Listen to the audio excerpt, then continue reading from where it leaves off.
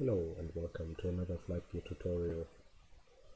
Today I want to introduce the Ju-52 airplane to you, and maybe it is a surprise for you that in fact with this plane you can do quite some aerobatics.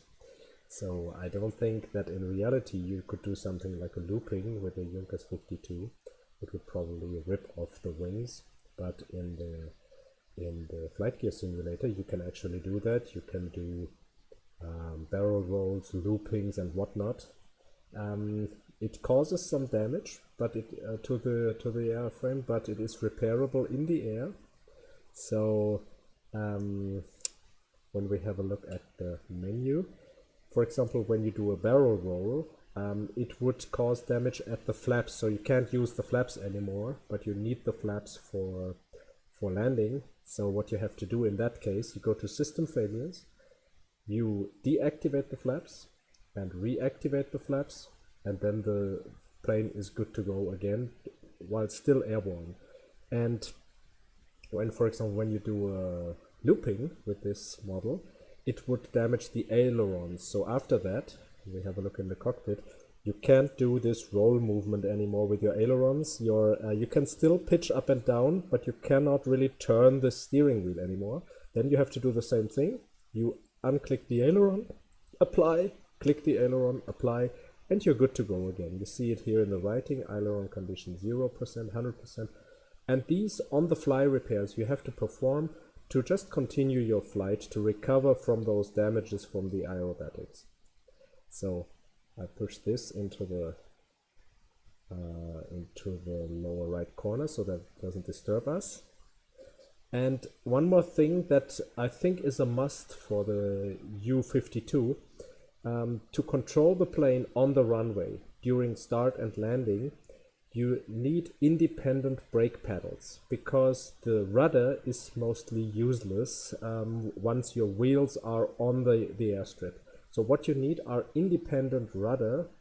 You need independent, not rudder, but brake pedal control.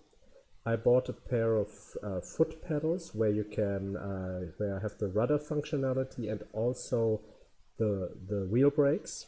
When we have a look at this, I have a joystick and the rudder, and there you can see I configured it in a way that I can, by pressing down the two pedals, pressing down the right and the left, there you can see that I can operate those brake pedals independently. Of course, I can also use the rudder. And that's something you need. You can either use your keyboard or whatever, but you need full control of your of the two different wheel brakes, left and right, because that's how you steer the plane on the runway, with pressing those two brake pedals. So that's something you need, otherwise you won't have much fun with the Ju-52 on the airstrip. It would lead to many crash landings, and that's very disappointing, of course. So I suggest you first get yourself some kind of brake pedal configuration. So let's start the airplane now. It's very simple. There is no auto start option, but the starting procedure is very straightforward. First, you switch the magnetos of all three of your engines to both. So you click them forward to the position that is here in front, and then you pull those starters one at a time. Left. I have still paused the simulation, and now I unpause it. Now you can also hear some background noise, and now we start the engines. Left engine, right engine, and the nose engine.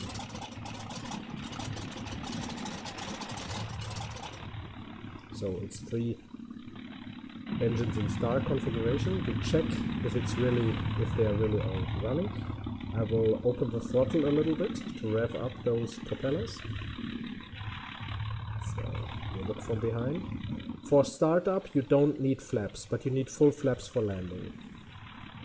So the parking brake is still activated, and I suggest you use the standard Flightgear HUD. It comes very handy, for example, to get the pitch angle right when you are doing a nosedive for a looping, for example. So now we will do the startup procedure. You don't need to pitch the stick backward like this when you're rolling. You can just leave your yoke in a neutral position, and you use only the brake pedals for steering.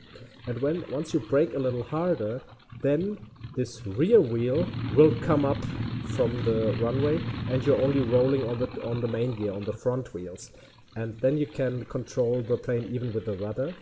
So don't use flaps, deactivate the parking brake, and use the brake pedals to yaw the front of the plane. So full throttle. Now we're perfectly straight. We're okay.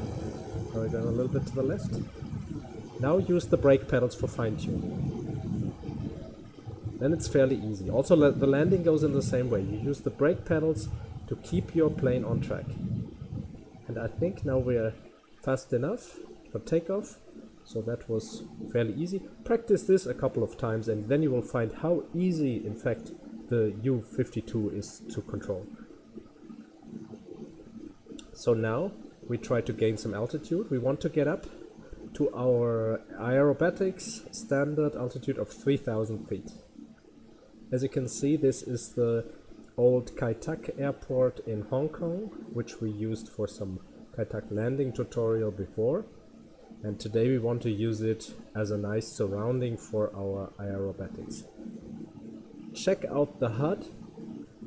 We want to climb to 3,000 feet and keep the speed above 100 knots. And then we do a nosedive with a minus 20 degrees pitch angle. First of all, we will do a barrel roll, because this is the easier maneuver.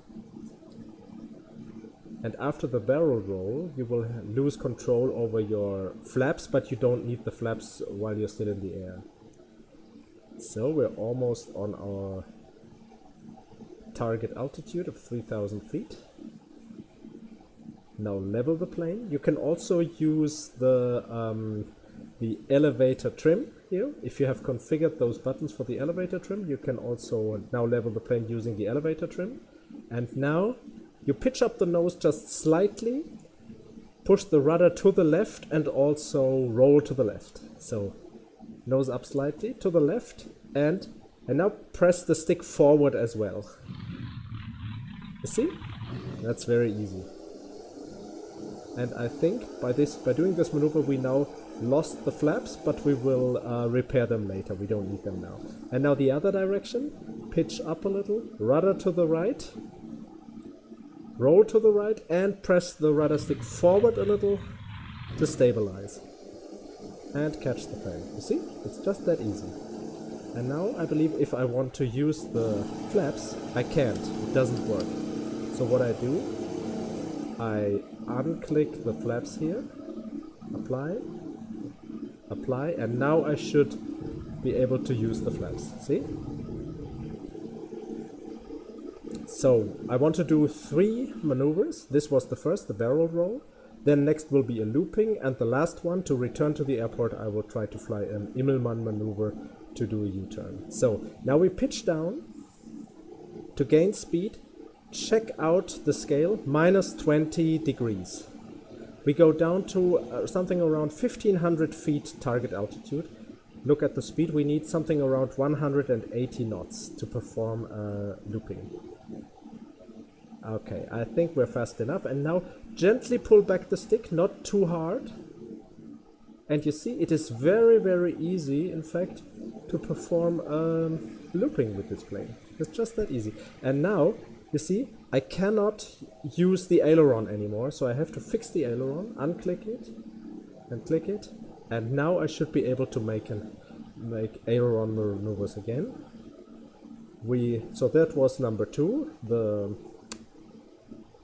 the looping, and now we do an Immelmann and return to our departure airport. Let's climb to 3,000 feet again. And now we do almost the same maneuver. It's just that we try to finish it with a barrel roll once we're up in the air on our back. 160 knots, 170. When we're at 180, we're good to go. A little bit more. More. And now we should be fast enough. Gently pull back the stick, not too hard. And now we also... Now I have to fix the aileron on the fly. And now I should be able to also make a barrel roll. That was... In fact, it was an Immelmann maneuver, but not a very beautiful one, but we got the job done. Because while you're flying on your back, on the back of your plane, you have to fix the aileron on the fly. And I believe also this ruined the flaps again, so we fixed the flaps again. Oh, that was... Okay, system failures, flaps, fly. And now everything should work. Let's make tests here. First of all, we reduce the throttle. See, we can pitch up and down, we can roll. Also, the rudder is working fine. And now that we are slow enough, I activate the flaps and they also work fine. So, these were the three simple maneuvers: a barrel roll, a looping and an Immelmann. And now we will do just our standard landing approach at Kai Tak. You already know this if you have watched the Kai Tak landing tutorial. Just be aware that you need those brake pedals to keep the plane on the center line once you have touched down with your main gear. So starting and landing, once you have practiced this maybe 3 times, you will find that it's quite easy to control the Ju-52. It's a very nice and gentle model. It has some nice flight characteristics, the Ju-52. It's really nice and easy to fly. I don't think we need the HUD anymore, so I give you a better view. We go to flaps position 2.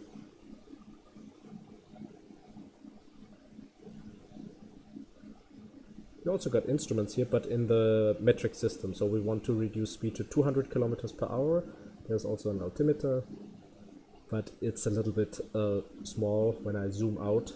But I want you to see the steering wheel. You see, it's an old-fashioned really steering wheel made of wood, not so much of a yoke. It looks more like in an old car. So let's keep the speed around 200 kilometers per hour. That should do. Do some fine-tuning with your elevator trim and full flaps.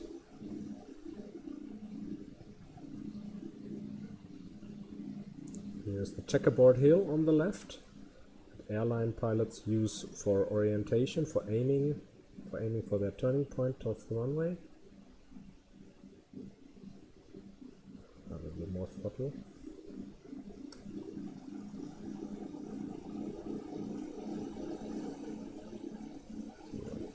Menu.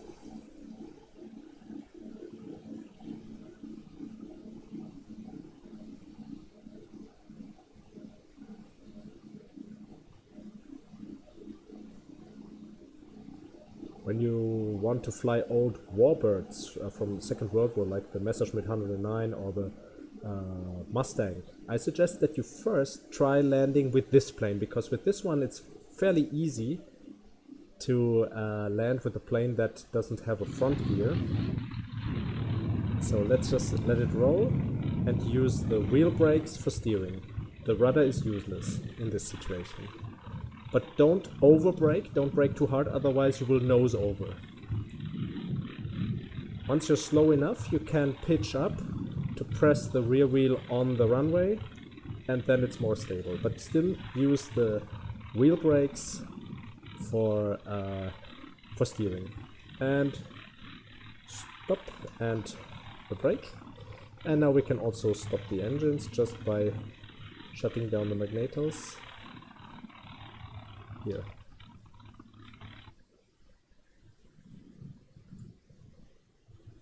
Okay, fold up the flaps. And here we are back on our runway of the Kai Tak airport in Hong Kong. This runway doesn't exist anymore in reality. Let's have a final look at the surroundings. And this is just it about doing aerobatics with a Junkers 52. I hope you enjoyed this little recreational tutorial. Thanks for watching. See you again for the next Flightgear video. Goodbye.